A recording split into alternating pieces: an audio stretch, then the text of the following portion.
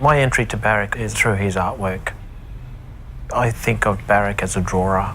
His line is confident, there's a quality to it, a sensibility, which probably had a lot to do with who he was and his position within his clan and the Corindor community.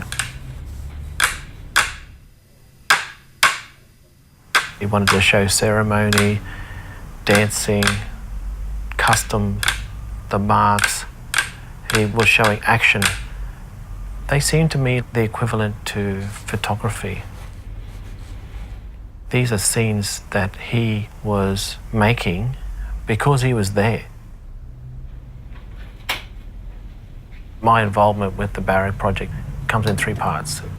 It's a single channel video with some of my ideas about who I think he was and what I think he means to blackfellas, particularly Aboriginal artists.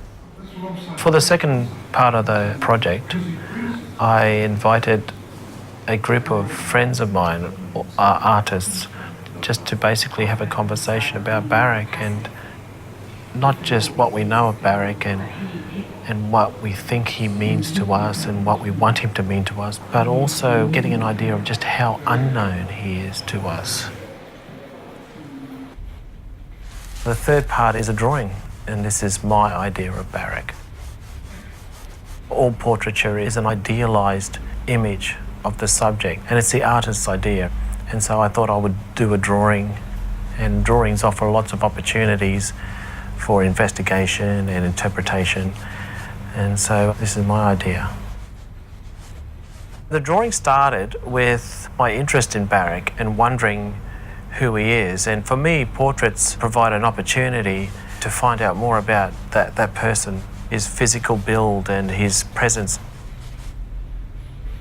Given the time he lived in, it's really fortunate that there are so many images of him.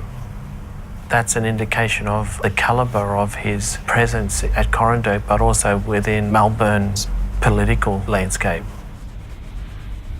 He seems always to be this kind of physical, imposing and impressive presence. So that was something that I could draw on. I wanted to really give the sense that he was a man of action, and there was a physical presence to him, and there was an intensity to his thinking. There was a purpose to his life and everything he did. And I wanted to give some sense of that and for people to react to the drawing in that way. It's a big drawing. It's 1.8 by 2.4 metres, and it's a primed acrylic canvas, and I'm using compressed charcoal sticks and a white Conti crayon, and that's it. Charcoal for me is a medium I understand very well. I use it all the time, and I'm very familiar with it. My drawings are actually fairly loose. I used to draw small, very detailed drawings that were kind of meticulous and a little pedantic. And I started to draw big drawings because I didn't want to be like that. I didn't want to be this pedantic kind of renderer. Drawing big affords me the opportunity to be really loose with the drawing style and still achieve like a fine portrait, what people would consider to be good drawing. Drawing on a large scale gives the opportunity to incorporate lots more detail into the face, the architecture of the face itself, the lines and the character, and to draw out whatever information you can see there, and to use your imagination and really see where it goes from there.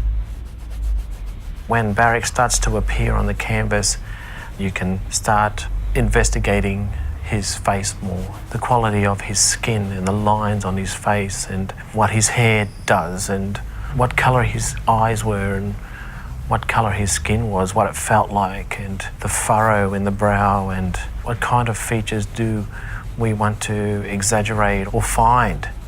Those are the decisions, and hundreds of decisions like that in every drawing.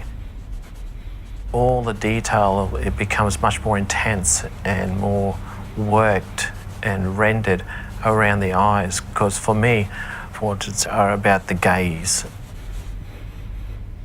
It's almost finished. There will be a bit more to do tomorrow, but it's pretty happy with the way it's gone so far today. I like to achieve an intensity that talks more about who we are as Aboriginal people today, as a modern, complex and sophisticated people of emotion and hunger and persistence and anger and love and hate and all the things that all people are. Mostly Aboriginal people have a very narrow idea ascribed to them, but we are just ordinary people. I'm trying to show an idea of who I am and of who I think my family is and who I think all families are through this idea of portrait, but stripping away the exotic and the romantic and the primitive, also the virtuous and the noble and all those kinds of trappings, actually, which are not necessary and don't accurately describe who we are as people.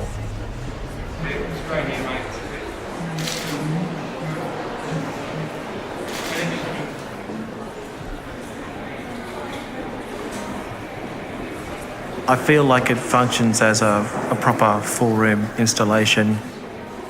It begins with the idea that we don't know much about Barak, and in a lot of cases we know nothing, particularly outside of Victoria. So that's a perfect start, I think, and it's a perfect entry into Barak, the idea of Barak as a man, as a politician, as a historical figure. And I think that's the beginning, I think, and people can kind of ask their own questions from there, I think.